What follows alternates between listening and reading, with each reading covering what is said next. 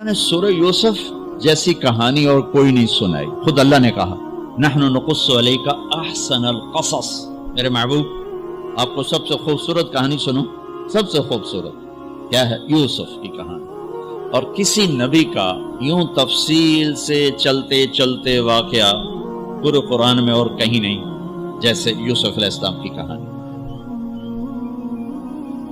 یوسف علیہ السلام کے بھائیوں کے ظلم کی وجہ سے 40 سال ان کو در بدر ہونا پڑا. 40 برس گھر سے جدا رہے. پھر تہمت لگی، زلیخا نے تہمت لگائی، اور پھر جب وہ عورتوں میں بھی بات پھیل گئی کہ مجرم تو یوسف نہیں، مجرم تو زلیخا ہے، تو تھوڑی بدنامی ہونے لگی. تو انہوں نے یوسف علیہ السلام کو گدھے پہ بٹھا کے منہ کالا کر کے پورے شہر میں چکر لگوایا اور پیچھے اعلان کروایا ھذا جزاء من اراد بسیدہ سوء. جو اپنے آقا سے برائی کرے اس کی یہ جزا ہے. یہ بازار میں نبی ابن نبی ابن نبی ابن نبی گدھے پر پھرایا جا رہا ہو. پھر جیل 309 سال بضع سنین. جن بھائیوں نے یہ دکھ پہنچایا تھا ان کے ساتھ کیا ہونا چاہیے تھا. میں صرف ان کا اب جملہ بتاتا ہوں جو یوسف علیہ السلام نے جب اپنا تعارف کا جو بنیامین کو روک لیا. اب پیچھے بھائیوں نے جا کر بتایا کہ بنیامین نے چوری کر لی تھی، اس کو وہ روک لیا ہے وزیر خزانہ نے. یعقوب علیہ السلام نے فرمایا کہ نہیں بیٹے میرا یہ خط لے جاؤ اور اس کو دے دو تو وہ امیدیں چھوڑ دے. تو وہ خط ایک بڑا دردناک، وہ بڑی تحریر تھی. لکھا تھا عزیز مصر کے نام، ہم انبیاء کی اولاد شروع سے ہی آزمائش کی بھٹی میں ہیں. میرے دادا کو آگ میں ڈالا گیا، میرے چاچا کو چھری کے نیچے سے نکال، باپ کا لفظ آتا ہے، میرے باپ کو، چاچا کو بھی باپ عربی میں کہتے ہیں، چھری کے نیچے سے نکالا گیا. میرے بچے کو مجھ سے چھینا گیا. آج 40 سال ہو گئے مجھے اس کی خبر نہیں. تیری بڑی مہربانی میرا بیٹا واپس کر دے، ہم چور نہیں. اچھا چونکہ یعقوب بھی نبی، یوسف بھی نبی، جب یوسف علیہ السلام اقتدار میں آ گئے تو اللہ کی طرف سے اجازت نہیں باپ کو بتانے کی کہ بھائی بتا دو میں ٹھیک ٹھاک ہوں. خاموش خاموش. صبر پک رہا ہے پک رہا ہے پک رہا ہے. جب یوسف علیہ السلام نے خط پڑھا تو بہت روئے اور اللہ کی بارگاہ میں دعا کی، یا اللہ اب مجھے ملا تھا، اپنے گھر والے ملا بتا دو. پہلے روکا ہوا کہ اب بتا دو. تو یوسف علیہ السلام نقاب اوڑھتے تھے، اپنے حسن ایسا تھا نقاب اوڑھتے تھے کوئی فتنے میں نہ پڑے. جب وہ دوسری دفعہ بھائی آئے، تیسری دفعہ، تو ایھا العزیز قد مسنا واہلنا الضر وجئنا ببضاعۃ مزجاۃ فأوف لنا الکیل وتصدق علینا ان اللہ یجزی المتصدقین.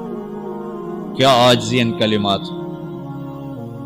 جناب لائے تو کچھ نہیں ہے بھائی، یہ 2 پھوٹی کوڑیاں ہیں، ہمیں کچھ غلہ دے دو، بڑی بھوک اور فاقہ ہے. تو یوسف علیہ السلام نے ایسے نقاب ہٹایا،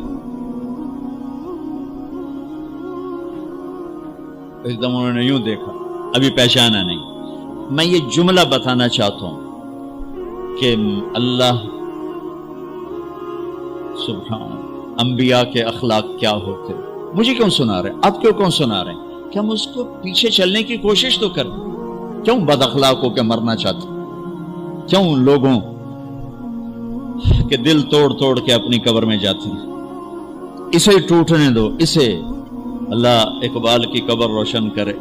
تو بچا بچا کے نہ رکھ اسے، تیرا آئینہ ہے وہ آئینہ کہ شکستہ ہو تو عزیز تر ہے نگاہ آئینہ ساز میں. اسے ٹوٹنے دو.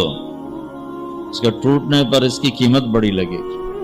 اس سے وہ فریادیں نکلیں گی جو عرش کو ہلا دی. جو ساز سے نکلی ہے وہ دھن سب نے سنی ہے، جو تار پہ بیتی ہے وہ کس دل کو پتا ہے. اس سے وہ نغمے نکلیں گے کہ اللہ کے عرش کو ہلا دیں گے. اپنے آپ کو توڑ دو، دوسرے کو مت ٹوٹنے دو. اپنے آپ کو توڑ دو، اپنے آپ کو توڑ دو کہ کائنات کا اٹل قانون ہے ٹوٹ کے چیز بنتی. یہ کتنی دفعہ یہ توڑا گیا، پھر اسے جوڑا گیا، پھر یہ روڈ بنا ہے، یہ کپڑا کتنی دفعہ کٹا پٹا اور پھر جا کر زیب تن ہوا ہے۔ هل علمتم ما فعلتم بيوسف واخيه اذ انتم جاهلون۔ یہاں جو انہوں نے کیا تھا اس کے مطابق جملہ ہے قد علمتم ما ظلمتم بيوسف واخيه اذ انتم عامدون۔ اب میں دونوں کا فرق بتاتا ہوں۔ یوسف علیہ السلام کو کہنا چاہیے تھا آئیو نا ذلیل ہوتے میرے اگوں، لگ گیا نا پتا تو انہوں تم نے جو میرے ساتھ ظلم و ستم جو تم نے میرے اوپر ڈھائے، اور جان بوجھ کے تم نے مجھے گھر سے بے گھر کیا، آج اس کا مزہ چکھ رہے ہو کہ نہیں چکھ رہے ہو؟ یہ کہنا تھا قد علمتم، تمہیں سارا پتا تھا، تم نے مجھے گھر سے نکالا، کنویں میں ڈالا، بازار میں بکا، تہمتیں اپنے دامن میں سمیٹ کے جیل میں گیا، یہ کہنا تھا۔ واہ واہ، یوسف علیہ السلام پہ قربان جاؤں۔ هل علمتم ما فعلتم بیوسف واخیہ اذ انتم جاہلون۔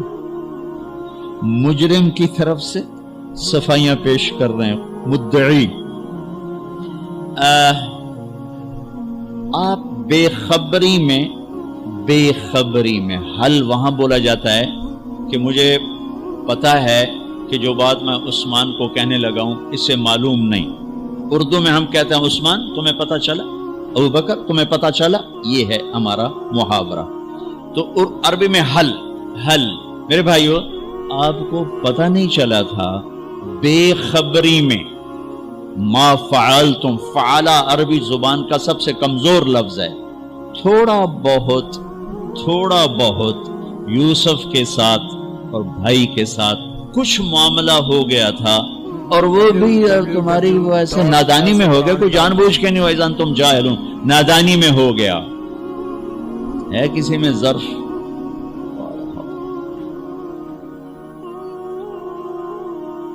بھائیوں نے ایسے دیکھا۔ قرآن سارا ہی بڑا خوبصورت ہے، لیکن بعض مقامات پر اگر انسان کو حیرت میں گم کر دیتا۔ قرآن سارا ہی خوبصورت۔ قرآن کی سب سے خوبصورت آیت کون سی ہے؟ وَقِيلَ يَا أَرْضُ ابْلَعِي مَاءَكِ وَيَا سَمَاءُ أَقْلِعِي وَغِيضَ الْمَاءُ وَقُضِيَ الْأَمْرُ وَاسْتَوَتْ عَلَى الْجُودِيِّ وَقِيلَ بُعْدًا لِلْقَوْمِ الظَّالِمِينَ۔ یہ قرآن کی سب سے خوبصورت آیت۔ یہ لفظ بھی یہاں اپنی جگہ پہ شاہکار ہے۔ اِنَّكَ لَأَنْتَ يُوسُف، اِنَّكَ لَأَنْتَ يُوسُف۔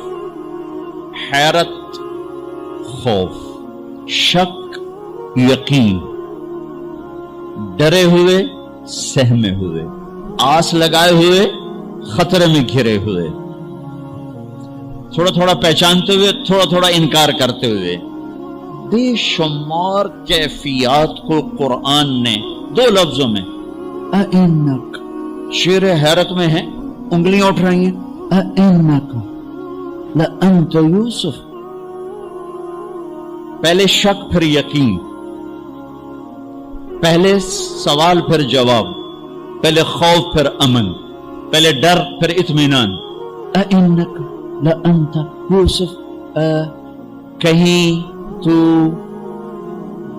ہمارے خیال میں نہیں، یقیناً آپ یوسف ہو، یوسف تو نہیں، آپ یوسف ہو۔ میں نہیں ترجمہ کر سکتا، میں محسوس کرتا ہوں کہ وہ کیا اس وقت کیفیت ہوگی، الفاظ نہیں میرے پاس۔ انا یوسف وہذا اخی، ہاں میرے بھائیو ڈرو نہیں، میں یوسف ہوں، یہ میرا بھائی ہے۔ قد من اللہ علینا، سب اللہ نے ہمارے اوپر کرم کیا ہے۔ انہ من یتق ویصبر فان اللہ لا یضیع اجر المحسنین۔ سارے قرآن کو دو لفظوں میں اللہ نے یہاں بیان کر دیا۔ جو تقوی اختیار کرتا ہے، جو صبر کرتا ہے، اللہ اسے ضائع نہیں کرتا۔ تقوی کسی مرد عورت کو اللہ سے جوڑتا ہے، اور صبر کسی مرد عورت کو اللہ اور اللہ کے بندوں سے جوڑ دیتا ہے۔